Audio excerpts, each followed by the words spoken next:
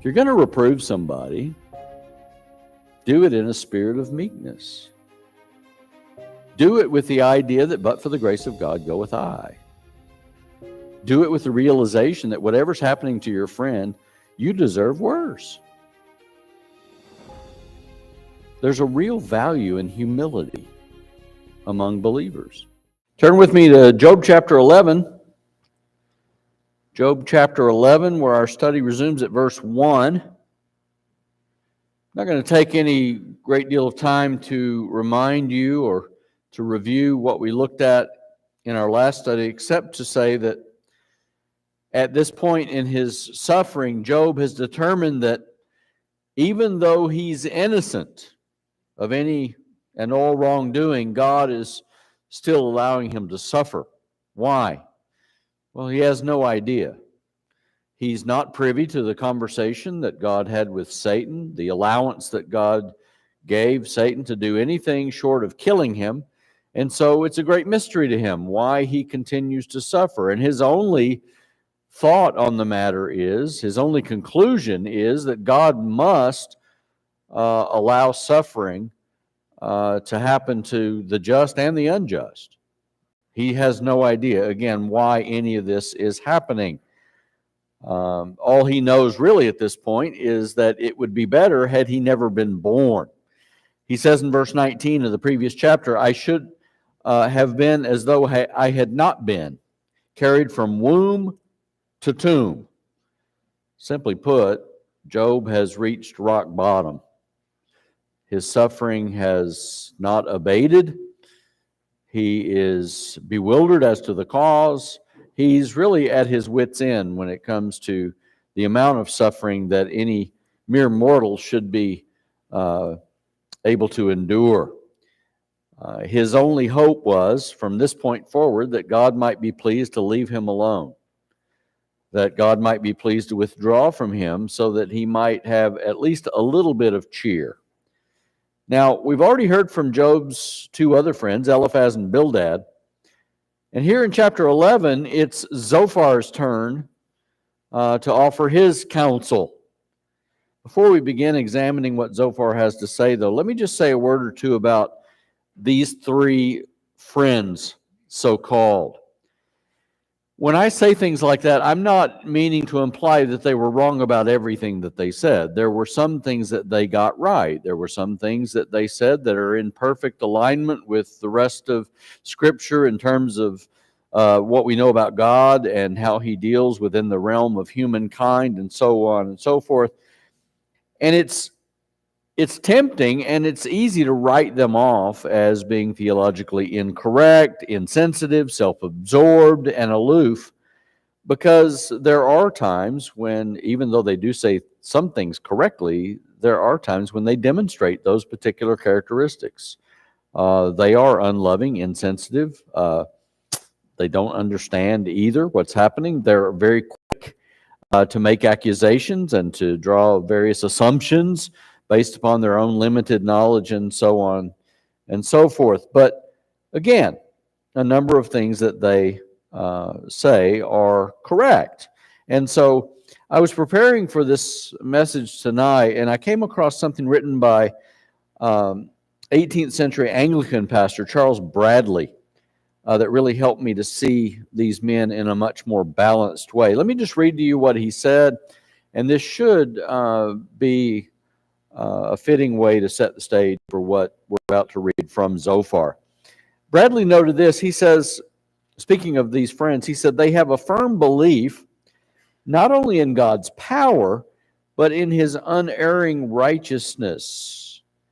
They hold also the precious truth that He is a God who will forgive the sinner and take back to His favor him who bears rightly the teaching of affliction. Surely, so far, a very grand and simple creed. We shall watch their language narrowly, and we shall still find in it much to admire, much with which to sympathize, much to treasure and use as a storehouse of Christian thought. We shall see also where and how it is that they misapplied the most precious of truths and the most edifying of doctrines, turned wholesome food to poison, pressed upon their friend half-truths, which are sometimes the worst of untruths. We shall note also, no less, that want of true sympathy, of the faculty of entering into the feelings of men unlike themselves, and of the power of facing new views or new truths, which has so often in the history of the church marred the character and impaired the usefulness of some of God's truest servants. We shall see them, lastly, in the true spirit of the controversialist, grow more and more embittered by the persistency in error as they hold it of him who opposes them. The true subject of this sacred drama is unveiling itself before our eyes. Has he who serves God a right to claim exemption from pain and suffering? Is such pain a mark of God's displeasure, or may it be something exceedingly different? Must God's children in their hour of trial have their thoughts turned to the judgment that fell on Sodom and Gomorrah, or shall they fix them on the agony and bloody sweat of him whose coming in the flesh we so soon commemorate? I think this is a really balanced way to see these three friends of Job. They did have a great deal of things to say that were correct again, but they were still at times very judgmental, very presumptuous, and so on and so forth. In short, I think, these men are very much like us. We're very quick to judge others as well. I would cite the recent controversy surrounding Alistair Begg. Alistair Begg, as you know, gave some really horrible advice to a grandmother concerning her gay grandson's wedding, and people lost everything. They just lost it when they read about it. It's easy to be an armchair quarterback and say, well, how dare he? I would never do that, and so on and so forth. But what's not really wise is to throw out the testimony of a man who online has tens of thousands of hours worth of faithful biblical preaching just because he messed up. Just because he messed up one time. And yet we're very quick to do that to people, right? We judge people unfairly because of some one thing that might characterize them as something that they're clearly not, based upon the preponderance of their ministries. And so I would caution us all from doing what Bildad's friend or Job's friends did. They judged him unfairly, right? And we in turn can judge them unfairly. Remember, they have limited light. They're not really privy to a lot of the gospel truth that we are now beholden to. They don't really understand a lot of the finer points of doctrine that we now take for granted. And so I believe it's wise to take this balanced approach to such men. And I think that's what Bradley points out very eloquently. Now, here's the thing. Paul urges Titus in Titus 3, 9 through 11, to actually do what I'm advocating, and that is to avoid foolish controversies. There are so many controversies out there that we could engage in, right? But I think it's wise to avoid those things, as Paul urges Titus. Avoid foolish controversies and genealogies and strife and disputes about the law, for they are unprofitable and worthless.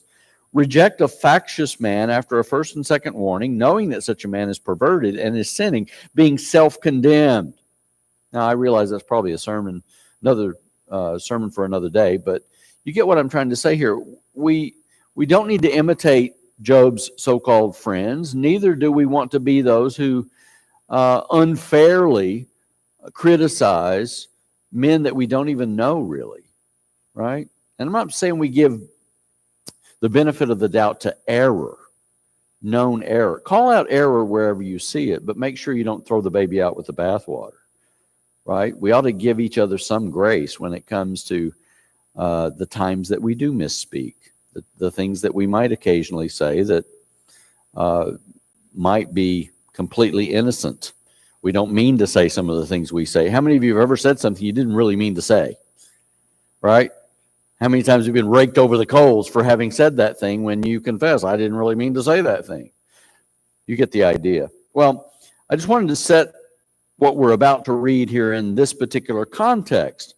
Just because Job's three friends weren't batting 1,000 here doesn't mean that they weren't able to get on base now and then, to use a baseball metaphor. They actually have both good and not so good things to say, and these things should be instructive to us in terms of how we approach our brothers and sisters in Christ. Read with me beginning at verse 1. Here we read, Then Zophar the Naamathite answered, Shall a multitude of words go unanswered, and a talkative man be acquitted? Shall your boasts silence men, and shall you scoff and none rebuke? This is fairly unkind, right? People often, those who are suffering especially, tend to talk a lot. Many people talk a lot because they want to talk through their issues. They want to use you as a sounding board. And some people just talk a lot because they have that kind of nervous tick where if they are unsure, unsettled, the more that is true, the more they talk. Basically, Zophar is accusing Job of being a motor mouth. Job, you've said a lot, and it's time to stop and allow me to interject, right? We all know people like that. I've been guilty of that myself, where we just talk incessantly without anybody being able to get a word in edgewise. And Zophar is approaching Job along these same lines. And Job does, in fact, get a tad bit out of hand with regard to his choice words directed at God. Remember, Job has said things about God himself, accusing him of unfairness, impropriety. And again, these are all born out of his bewilderment. He doesn't know what's going on, so he's just left to assume the worst things about God. And Zophar simply challenges Job by reminding him that it's never profitable to let a man speak so many words without allowing for the interjection occasionally. In fact, the Septuagint renders this passage in part, He who speaks much should also hear in turn, else the fine speaker think himself just. There are many people who believe the more words they can say, the more believable their arguments will be. It's funny, though, because during Job's time, the so-called Oriental people, the people of that region during this particular time, lived by a certain code of ethics, and part of that code of ethics was the less you can say, the better. A wise man speaks far less than a foolish man.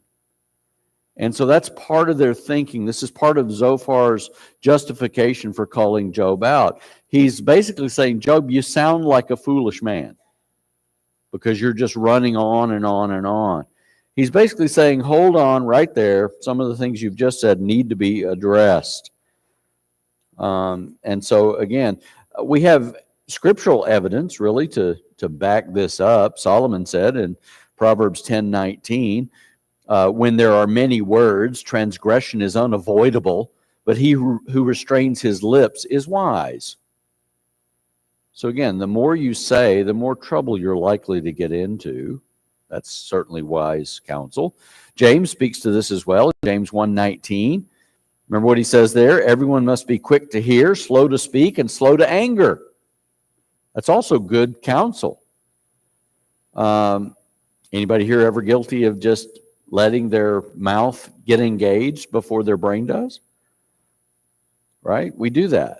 And the prohibition or the warning here is that we should not do that. So the first thing Zophar wishes to bring to Job's attention here in verse 2 is his tendency to use a whole lot of words to say very little of actual importance.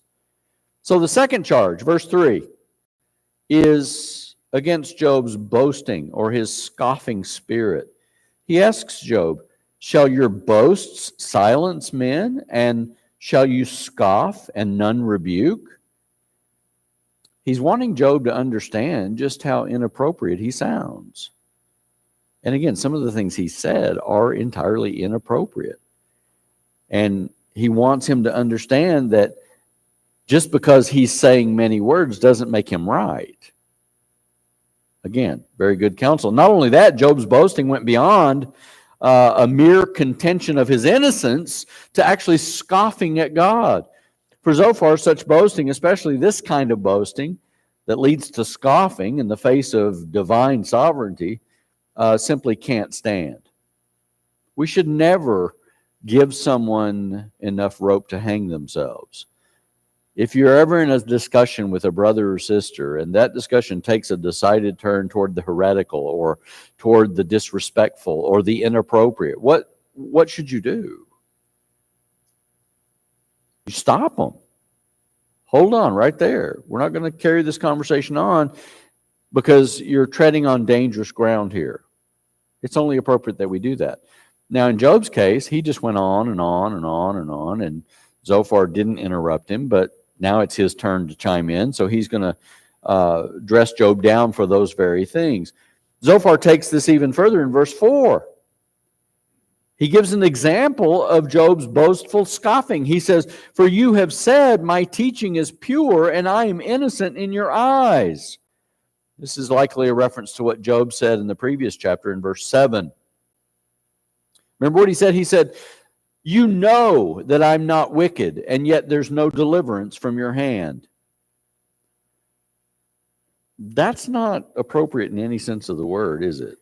I mean, to tell God, you know I'm innocent, and yet you won't relent in terms of relieving my suffering. Be careful. Be careful. I mean, as I've noted a few times in this study, according to what's written back in chapter 1 and verse 8, God did know that Job was not wicked. In fact, he said of Job, "There's none like him on the earth, a blameless and upright man, fearing God and turning away from evil." So on the one hand, Job was correct in his self-assessment.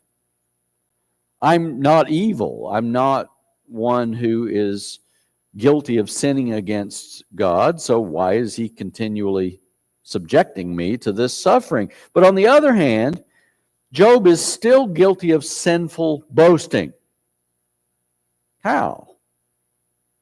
How so?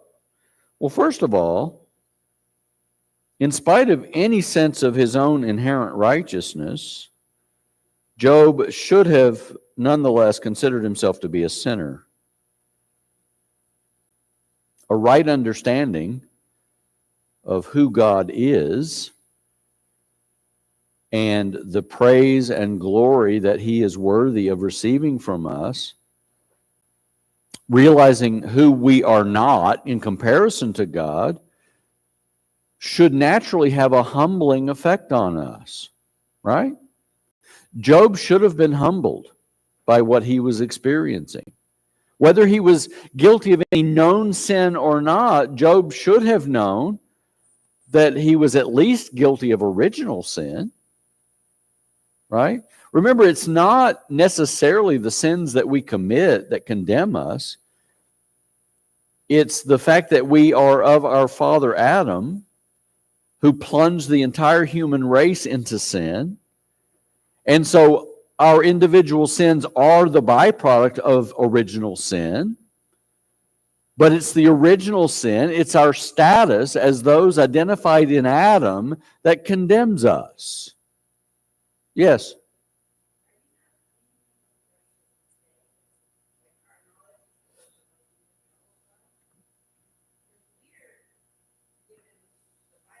Mm-hmm. Mm-hmm.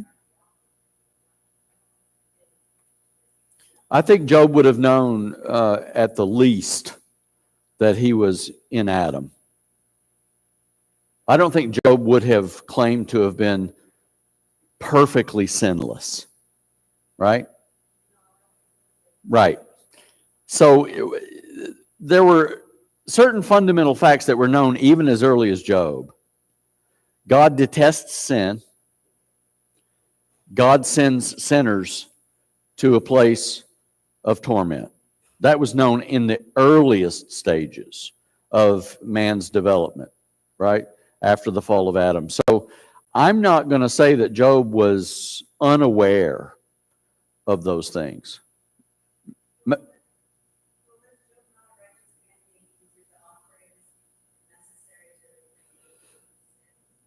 No. No, the only reason God ever declares any human being righteous is based on the positional righteousness that we have in Christ. No man ever, except Christ himself, has been practically righteous. Right? Because let's put it this way. If what Job did by way of offerings and prayers, family, and so on and so forth, if practical righteousness, that means that at some point works were sufficient to save someone. That was never the case. Never the case. And so for Job to be truly righteous and not just positionally righteous would mean that he would have to be perfectly sinless. Job should have known he's not perfectly sinless. In fact, he's demonstrating that he's still in sin by saying some of the things that he's saying against his God. Right? So, again, we need to be careful that we don't, although Job didn't have all the nuanced theology that you and I have today based on the scriptures, right? He still had enough light to know that God deals with sinners, and he is one of them. So, yeah. So again, Job had this awareness, but here's the thing too. Job didn't actually understand what God thought of him. I don't know that he would have known that, right? So basically, Job only knew what he thought of himself, which invariably led to boasting and scoffing at what he believed was God's unfair and unjust treatment of him. Job would have done well to heed the counsel of Solomon in Proverbs 27:2, where he says, "Let another praise you and not your own mouth, a stranger and not your own lips." Paul would later write to the Corinthians in 2 Corinthians 10:18, "It is not the one who commends himself who is approved, but the one whom the Lord commends." And this is why Zophar says what he does in verses 5 and 6. "But would that God might speak and open his lips against you." Here's the telltale proof that they knew. Zophar's saying, would that God would tell you himself that he disapproves of how you're behaving. So that indicates at least Zophar knew that God didn't accept that kind of disrespect, that kind of inappropriateness, and show you the secrets of wisdom. For sound wisdom has two sides. Know then that God forgets a part of your iniquity.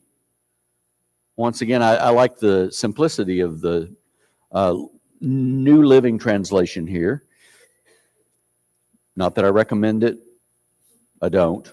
But sometimes it gets it right.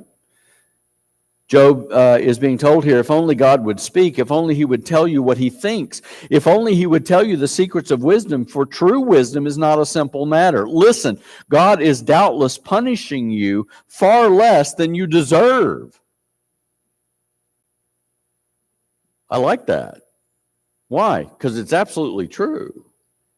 I don't care what suffering you undergo here, this side of glory, how righteous you think yourself to be, even positionally righteous, God still allows the positionally righteous to suffer, either for sins that they have committed or as a way of molding and shaping us more into the image of Christ.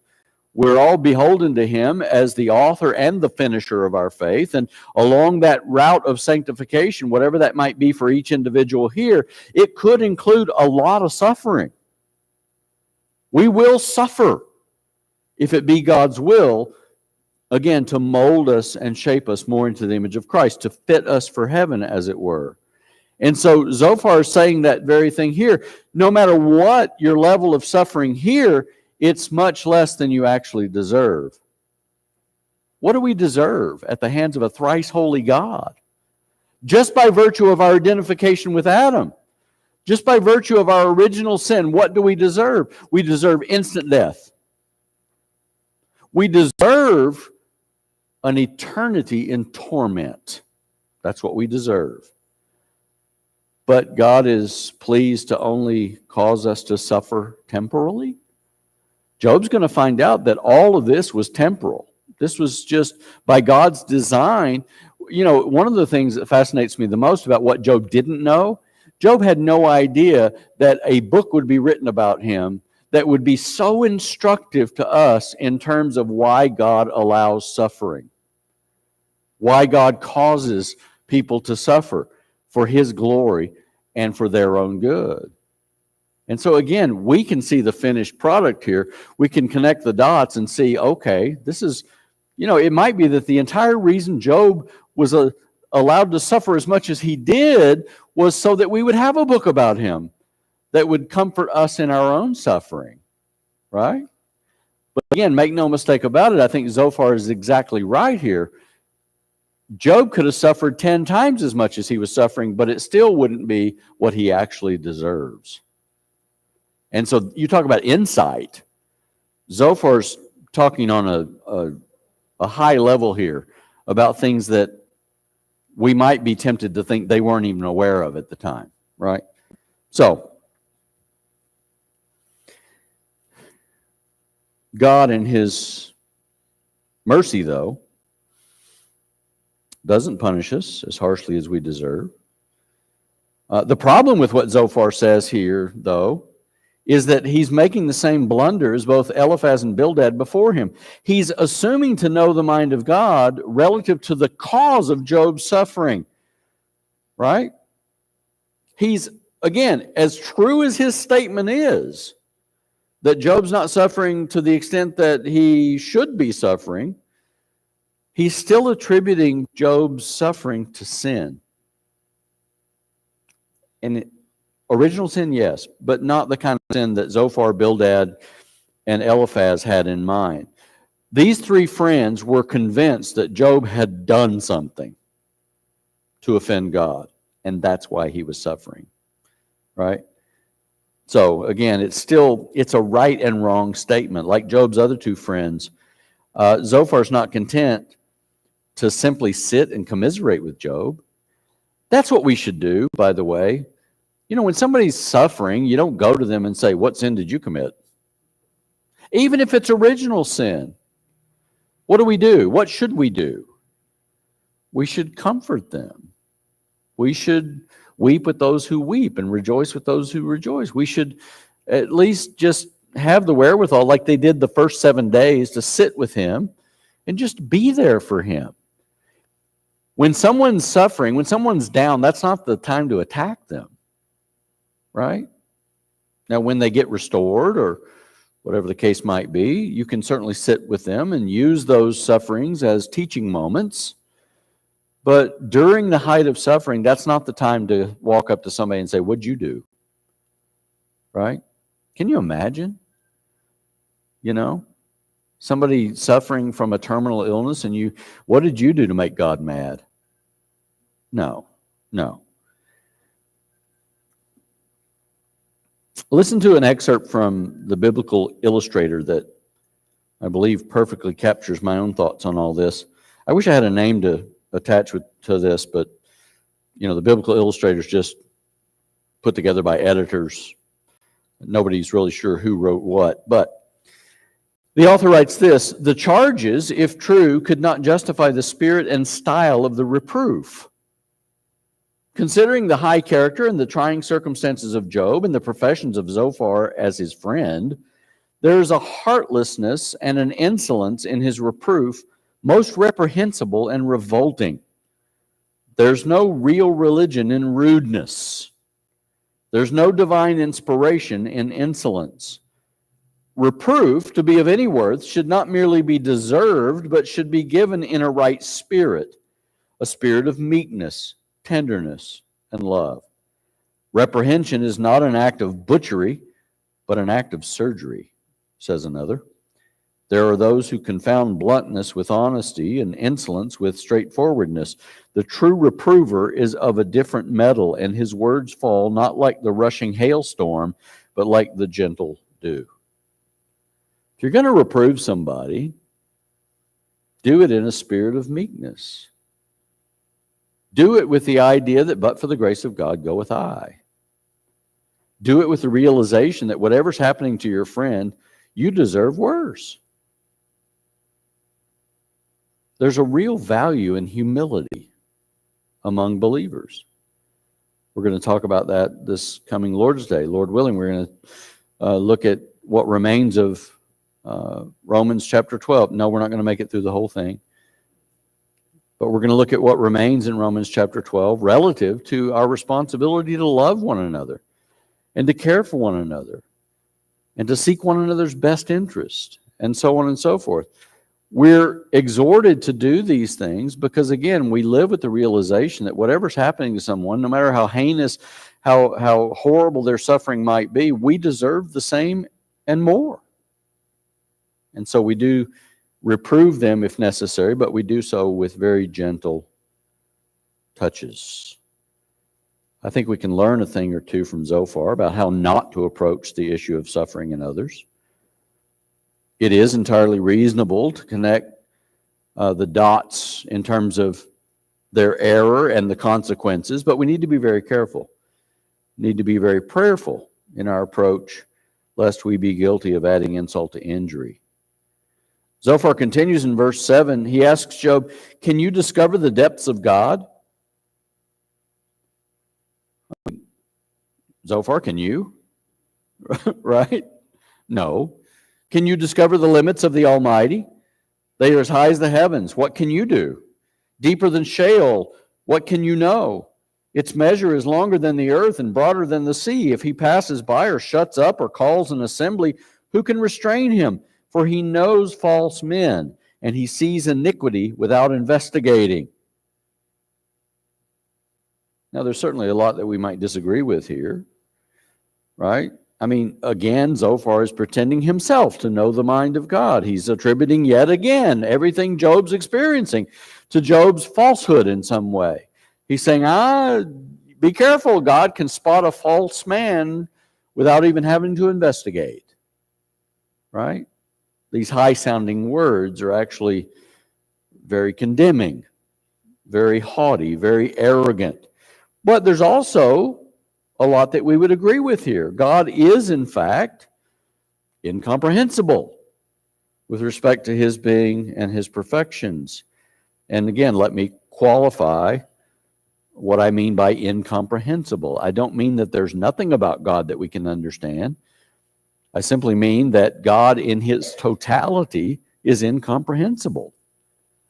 We can't even wrap our brains around the concept of infinity and eternality. We know notionally what that means.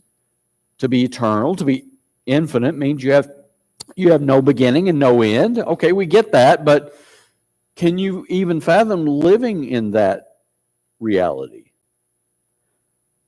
The fact that God himself has no beginning. Anybody got a firm enough grasp on that to explain that?